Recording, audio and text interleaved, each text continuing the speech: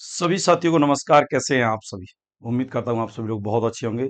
और आप सभी के लिए मैं ईएमआरएस टीजीटी पीजीटी के जो हिंदी में अलग अलग टॉपिक हैं, अलग अलग यूनिट्स हैं, उनमें से एक पॉइंट जो है वो लेकर के आया हूं कि रासोकाल के रचनाकार और उनकी रचनाएं क्या क्या हैं, वो आज हम सभी अध्ययन करेंगे। तो सभी प्यारे साथी जल्दी से जल्दी जुड़े और अपने सभी दोस्तों को शेयर करें। तो यहां देखिएगा, बात करते हैं हम किसके बारे में? रासो काल के बारे में। रासो साहित्य जो है क्या है? रासो साहित्य यहां आपको देखने को मिलेगा आदिकाल का ही एक प्रमुख साहित्य रूप है। हालांकि मैं आपको बता देता हूं क्लियर करके, आदिकाल के ही अंतर्गत आता है, तो इसीलिए स्पष्ट बोल दिया गया है। जिसमें राजाओं के शौर्य और प्रेम का वर्णन होता था। तो अब पेपर में क्वेश्चन पूछा जाता है कि राजाओं के प्रेम और सौंदर्य का या शौर्य का वर्णन किस में होता है, तो वो आपके रासो काल में। यह पश्चिमी हिंदी प्रदेश में सामंती व्यवस्था से उपजा है और आश्रयदाताओं के संरक्षक भाटों या चारणों द्वारा लिखा जाता था। अगर मैं कहूं तो आज भी भाट आते हैं, हर जाति का हर समुदाय का अपना एक अलग भाट होता है जो संगीत इत्यादि करता है। और आश्रयदाता कहते हैं जो राजा महाराजा हुआ करते थे, जिनके यहाँ हम जो हमारे आश्रयदाता थे, जिनसे हम भोजन प्राप्त करते थे, उनकी स्तुति गा गा करके। ठीक है ना? चलिएगा। पृथ्वीराज रासो, चंद्रवर्धय, बीसल देव रासो, नरपति नाल, कुमार रासो, दलपति विजय और संदेश रासक अब्दुल रहमान प्रमुख रासो रचनाएं हैं, जिनमें प्रत्येक का अपना रचना काल और उनके विषय हैं। तो ये रासो काल से संबंधित टिप्पणी है। यहां हम देखेंगे सबसे पहले प्रमुख रासो रचनाएं, रचनाकार और उनके रचनाकाल।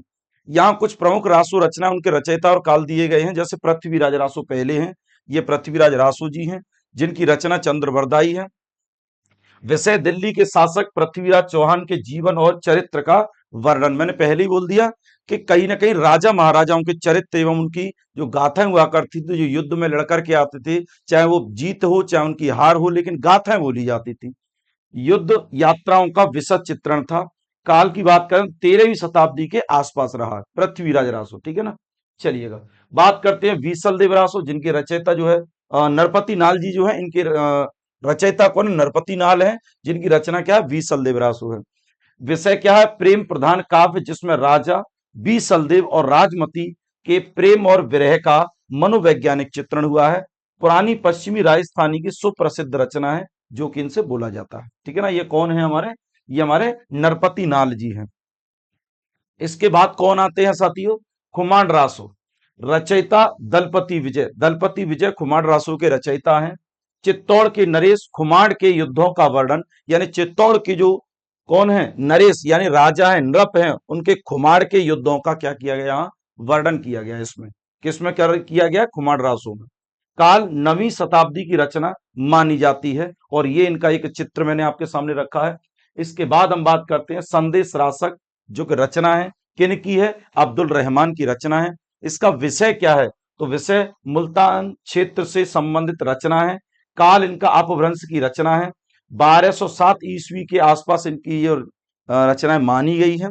तो ये जो रासो काल से संबंधित कुछ जो जानकारियां हैं, वो मेरा देना आपके लिए दायित्व बनता है। जो कि ईएमआरएस के लिए बात करें तो टीजीटी प्लस पीजीटी के लिए बहुत लाभकारी सिद्ध होगा आप सभी के लिए।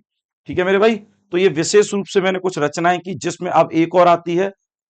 रचयिता कौन है? सारगंदर है। इनकी रचना क्या है? हमीन रासो है। क्या है? हमीन रासो है। विषय क्या है? इस रचना की कोई मूल प्रति जो उपलब्ध नहीं है, तथा प्राकृत में पेंगबलम में इसके कुछ छंद मिलते हैं। और काल इनका क्या है? अज्ञात है, काल बोध नहीं है। इसका मतलब रचयिता पूछे तो सारगंदन है, रचना पूछे तो हमीद रासो है। इसीलिए आपको मैं बता देता हूं यही की यही एक पॉइंट। इसीलिए आदिकाल को इसीलिए आदिकाल को रासो काल भी कहा गया है। आदिकाल को रासो काल भी कहा गया है, ये विशेष रूप से ध्यान रखना। पेपर में क्वेश्चन है आदिकाल को रासो काल कहा है? यस, बिल्कुल जी कहा है, क्योंकि इसमें युद्धों का वर्णन देखने को सबसे ज्यादा मिला है।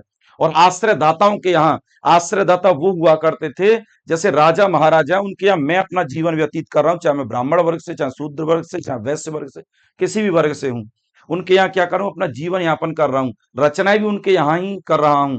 अब अगर वो युद्ध भी लड़ने जाते थे, आदिकाल की बातें हैं, और अगर वो किसी प्रकार से पराजित भी हुआ करते थे, तब भी उनकी गाथा हमें गानी पड़ती थी, अर्थात उनके बारे में विशेष रूप से वर्णन करना पड़ता था शौर्य का। उनके शौर्य का वर्णन करना पड़ता था। तो ये रासो काल से संबंधित एक छोटी सी जानकारी जो मैंने आपको 10 मिनट का शो आप सभी के लिए लगाया है। और एक पलमार रासो जो जगनिक की रचना है, विषय इसकी मूल प्रति भी नहीं मिलती और इसके जो रचयिता जगनिक माने जाते हैं। काल इसका भी क्या है, अज्ञात है। किसका? परमाल रासो का रचयिता कौन है इसके? जगनिक हैं। ठीक है भाई। तो सभी साथियों को अगर ये पॉइंट अच्छे लगे हों तो कमेंट बॉक्स में कमेंट करके जरूर बताइएगा, और बताइएगा कि आपको ये पॉइंट बहुत अच्छे लगे। आगे भी सर ऐसे ही पॉइंट हमें देते रहिएगा, ठीक है ना। तो सभी साथी अपने सभी दोस्तों को बता दें कि ranker TGT PGT YouTube channel पर संजय सर की हिंदी की टीजीटी पीजीटी की क्लास स्टार्ट हो रही है। सभी साथी उसमें जरूर जुड़ें। धन्यवाद।